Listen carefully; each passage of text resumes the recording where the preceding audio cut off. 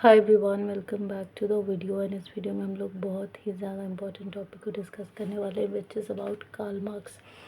Karl Marx को पढ़ना इसलिए इतना ज़्यादा ज़रूरी है क्योंकि ये एक ऐसे पॉलिटिकल थिंकर हैं, एक ऐसी पर्सनैलिटी है, इतनी काबिल इंटेलेक्चुअल हैं ये कि हर एक अगर पॉलिटिकल साइंस से जुड़ा हुआ इंसान है तो ऐसा हो ही नहीं सकता कि वो इंसान कार्ल मार्क्स को ना जानता हो।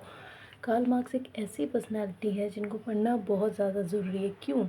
क्योंकि इन्होंने काफ़ी सारे चीज़ों को चैलेंज किया है, गवर्नमेंट से लेके लॉ से लेके कैपिटलिज्म को एज अ आइडियोलॉजी इंडिपेंडेंटली भी चैलेंज किया। कम्युनिज्म के सपोर्टर रहे, कैसे स्टेट के आप कह सकते हैं दुश्मन रहे या स्टेट को इंसानों का दुश्मन समझा, और उसको प्रूव करने के लिए काफ़ी पॉइंट्स भी इन्होंने दिए कार्ल मार्क्स ने। सो काफ़ी ज़्यादा इंपॉर्टेंट पॉलिटिकल थिंकर्स में से एक है ये, और जितना नाम कार्ल मार्क्स ने कमाया उतना शायद ही किसी पॉलिटिकल थिंकर ने आज तक कमाया होगा। बहुत सारी इनकी आइडियोलॉजीज़ है, आप इनको पढ़ने बैठेंगे तो आप शायद थक सकते हैं, पर अगर आप इंटरेस्ट के साथ पढ़ेंगे तो नो डाउट कि आप थकेंगे भी नहीं, क्योंकि इतना इन्होंने कंट्रीब्यूट किया है in the field of political science, in the field of education, in the field of knowledge. और वो भी ऐसे कि हर एक एज ग्रुप के लोगों पे काफ़ी इम्पैक्टफुल होता है वो, चाहे वो कोई यूथ है, चाहे आप अपने थोड़े आगे के एजेस में हैं। मतलब कार्ल मार्क्स एक ऐसी पर्सनालिटी है जिनको आप किसी एज में पढ़ सकते हैं। So let's understand the very important political thinker that we have, that is Karl Marx. Okay, so Karl Marx को क्यों इतना जाना जाता है? देखिए, दो आइडियोलॉजीज बेसिकली होती हैं, एक होती है कैपिटलिज्म और दूसरा होता है सोशलिज्म। तो कार्ल मार्क्स जो है सबसे पहले स्टेट को सपोर्ट नहीं करते। वो कहते हैं कि एक स्टेटलेस सोसाइटी होना बहुत ज़्यादा ज़रूरी है। स्टेट जो है अपने फ़ायदे के हिसाब से, और जो कैपिटलिस्ट क्लास है वो अपने रिक्वायरमेंट्स के हिसाब से स्टेट के लिए पावर्स क्रिएट करती है, रूल्स एंड रेगुलेशंस बनाती है, और पुअर्स को एक्सप्लॉइट करती है, जब चाहा जैसे चाहा उसको यूज़ करती है। तो कहते हैं कि पुअर्स को ये समझने की ज़रूरत है कि हमें कैपिटलिस्ट को अंधे होकर नहीं फॉलो करना है। हमें समझना है कि कहाँ पे हमें अपने राइट्स के लिए डिमांड करनी है, और कैसे स्टेट जो है वो हमारा प्रोटेक्टर नहीं है बल्कि हमारे लिए वो एक ख़तरा है। इसके अलावा जो कार्ल मार्क्स हैं कैपिटलिज्म के क्रिटिक हैं। क्रिटिक का मतलब है कैपिटलिज्म के ये अगेंस्ट है, कैपिटलिज्म में भरोसा नहीं करते, क्योंकि कैपिटलिज्म जो है एक ऐसी आइडियोलॉजी होती है जिसका मीन्स ऑफ प्रोडक्शन पे प्राइवेट ओनरशिप होती है। मतलब एक इंसान उसका मालिक होता है। जैसे अगर बात करें मुकेश अंबानी की, अदानी की, तो ये सब क्या है, ये आप कह सकते हैं एक तरीके का कैपिटलिज्म को शो करते हैं, क्योंकि प्राइवेटशिप जो है इन्हीं के हाथों में है। ठीक है, लेकिन डिफरेंस क्या होता है कि जो कैपिटलिज्म है,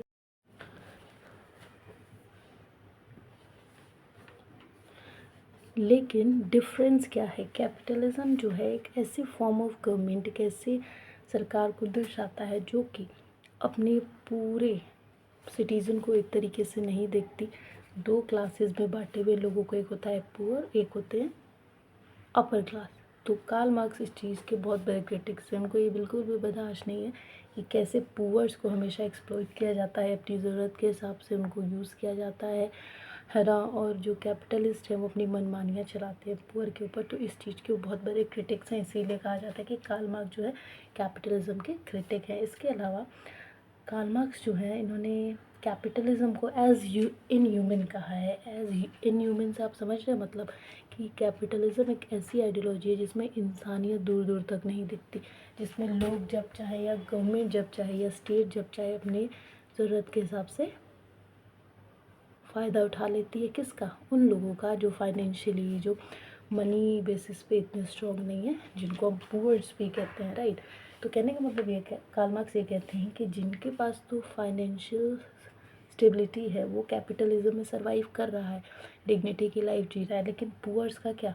सिर्फ इसलिए कि उनके पास मनी नहीं है तो उनकी सारी ज़िंदगी एक्सप्लॉइटेशन की जाएगी, उनको हक नहीं है लाइफ डिग्निटी के साथ जीने का। तो ये क्वेश्चन होता है इनका।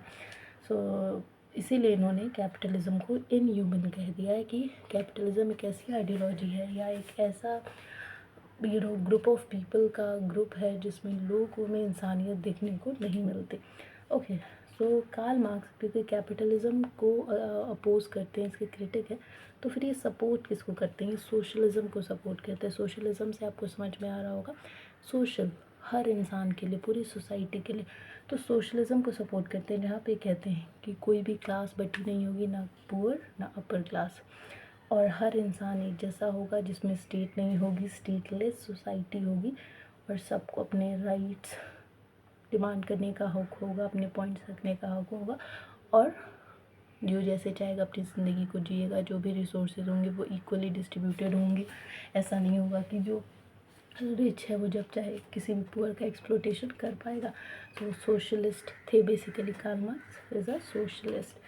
आई होप इतना आपको समझ में आएगा कार्ल मार्क्स के बारे में। इसके अलावा कार्ल मार्क्स के कुछ ऐसे कोटेशंस हैं, कुछ ऐसी बातें उन्होंने कही। तब कार्ल मार्क्स एक बहुत गजब के पॉलिटिकल थिंकर्स रहे हैं। इनके जो थिंकिंग थी ना वो बहुत डीप थी। जैसे कुछ दो कोटेशंस देखिए आप।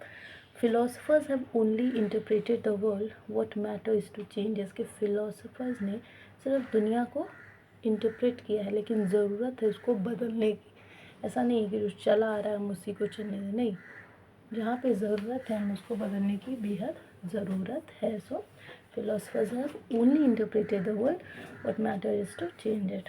ये किसने कहा है? कार्ल मार्क्स ने। इसके अलावा प्राक्सिस, एक्शन एक टर्म है प्राक्सिस, जिसका मतलब होता है action based on theory and theory leading to action. Praxis का क्या मतलब होता है? अगर सिंपल भाषा में समझना चाहें तो एक्शन जो है वो थ्योरी पे बेस्ड है, और थ्योरी जो है एक्शन को लीड करती है। जाहिर सी बात है कि अगर एक्शन पहले ही बेस्ड है थ्योरी पे, तो थ्योरी उस पर ओवरकम ही तो कर रही है, उसको लीड ही तो कर रही है, उस पर डोमिनेंस ही तो बना रही है। समझ गए आप कि एक्शन जो है क्या करता है? थ्योरी के ऊपर वो बेस्ड है, तो थ्योरी उस पर एक्शंस के ऊपर लीड कर रही है। सो ये बहुत इंपॉर्टेंट टर्म है कार्ल मार्क्स का। आई होप आप समझ गए होंगे। इसके अलावा अगर हम लोग बात करें कैपिटलिज्म वर्सेस सोशलिज्म, ये दोनों आइडियोलॉजीज़ है क्या, इसमें क्या डिफरेंस है? तो देखिए, कैपिटलिज्म वर्सेस सोशलिज्म, कैपिटलिज्म में बेसिक यही है कि प्राइवेट ओनरशिप देखने को मिलता है, और सोशलिज्म में पब्लिक ओनरशिप देखने को मिलता है। प्राइवेट ओनरशिप से मतलब है कि चाहे मान लीजिए 50% फाइनेंशियल स्टेबिलिटी है, कोई रिसोर्स है, या 100% उसका मालिक एक ही होगा। पब्लिक में गवर्नमेंट होती है जिसमें सब में इक्वल डिस्ट्रीब्यूशन होता है, जिसको हम डेमोक्रेटिक फॉर्म ऑफ गवर्नमेंट भी कहते हैं। है, लेकिन कार्ल मार्क्स स्टेट को सपोर्ट ही नहीं करते, क्योंकि उनका कहना है कि स्टेट जो अपने रिक्वायरमेंट के हिसाब से रेगुलेशंस बनाती है, जिसमें पुअर्स के लिए ज़्यादा रूल्स होते नहीं हैं और ना ही ज़्यादा राइट्स होती है। राइट, पुअर्स के लिए बहुत सारे नियम होते हैं जो वो फॉलो करें, लेकिन राइट इतनी नहीं होती, हक इनको नहीं होते। ठीक है, ओके। कम्युनिज्म जो है इसके सपोर्टर हैं कौन? Karl Marx. Socialism, communism is it's one and the same thing, दोनों सेम चीज़ें ही हैं, बस कंट्री के हिसाब से जानी जाती है। रशिया एंड चाइना जो है इन्होंने कम्युनिज्म अपनाया हुआ है। कम्युनिज्म के अंदर स्टेटलेस सोसाइटी आती है। ठीक है, स्टेटलेस सोसाइटी जहाँ पे स्टेट ना हो, और गांधी और मार्क्स दोनों ही एनार्किस्ट है। एनार्किस्ट का मतलब क्या है? जहाँ पे स्टेट प्रेजेंट ना हो। स्टेटलेस सोसाइटी का मतलब होता है एनार्किस्ट। तो महात्मा गांधी जो है वो भी एनार्किस्ट थे, और वो स्टेटलेस सोसाइटी को सपोर्ट करते थे, जिसको राम राज्य भी कहते हैं हम लोग। ठीक है, और इसके अलावा क्लासलेस सोसाइटीज़ होनी चाहिए। अच्छा, दो व्यूज़ इस पे हैं, एक है होबेसियन व्यू और दूसरा है मार्क्सिस्ट व्यू। तो मार्क्स कहते हैं कि स्टेट का होना बिल्कुल ज़रूरत नहीं है, और जो पुअर्स हैं इनको आपस में आना चाहिए और अपना डोमिनेंस दिखाना चाहिए, और ख़ुद के लिए अपना कंट्री अपने हिसाब से रन करनी चाहिए, जहाँ पे हर एक का इक्वल डिग्निटी ऑफ लाइफ होगा एंड रिसोर्सेज पे होल्ड होगा। राइट, और इसके अलावा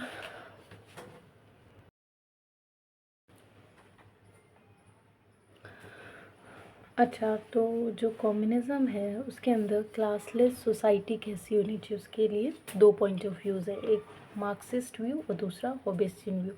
तो होबेसियन व्यू जो हॉब्स हैं वो कहते हैं कि एनार्की एक बहुत ही पेनफुल सिचुएशन है, बिना स्टेट के रहना लोगों के लिए बहुत ही पेनफुल हो सकता है, एंड लोग खुद से मैनेज नहीं कर पाएंगे। लेकिन दूसरे तरफ जो मार्क्सिस्ट व्यू है, कार्ल मार्क्स कहते हैं कि स्टेट नहीं होगा तो लोग बिल्कुल भी पेनफुल लाइफ नहीं जिएंगे, बल्कि उल्टा हैप्पीनेस वाली लाइफ जिएंगे।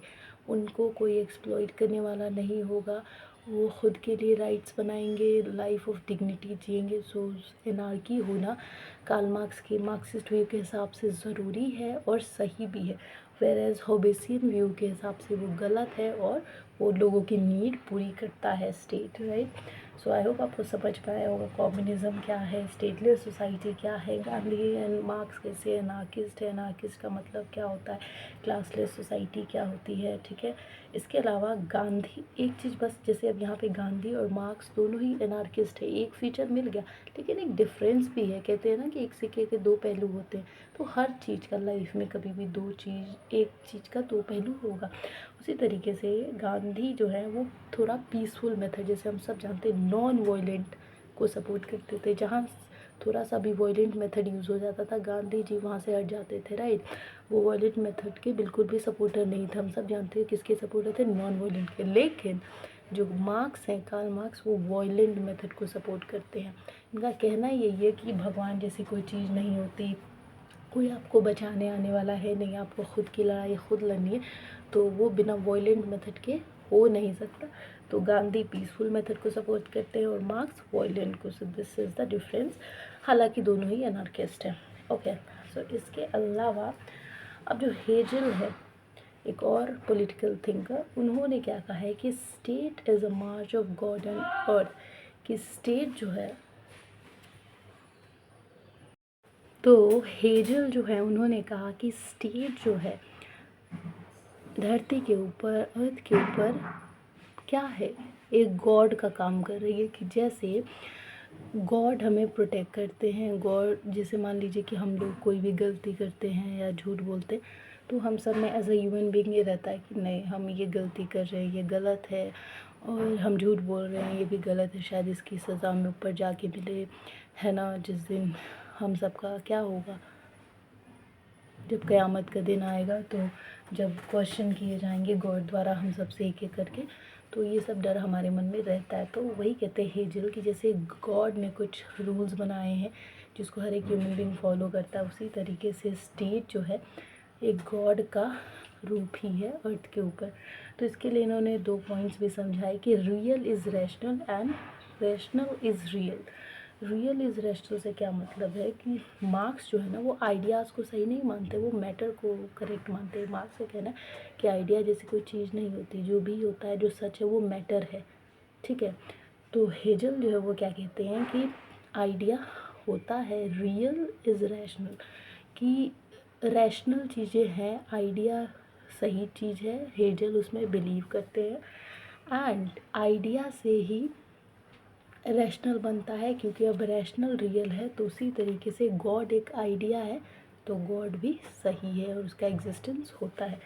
एंड उसी से कंपेयर करके उन्होंने कहा कि state is a March of God, और तो ये होता है रियल इज़ रैशनल का मतलब, और रैशनल इज़ रियल में कहते हैं हेजल।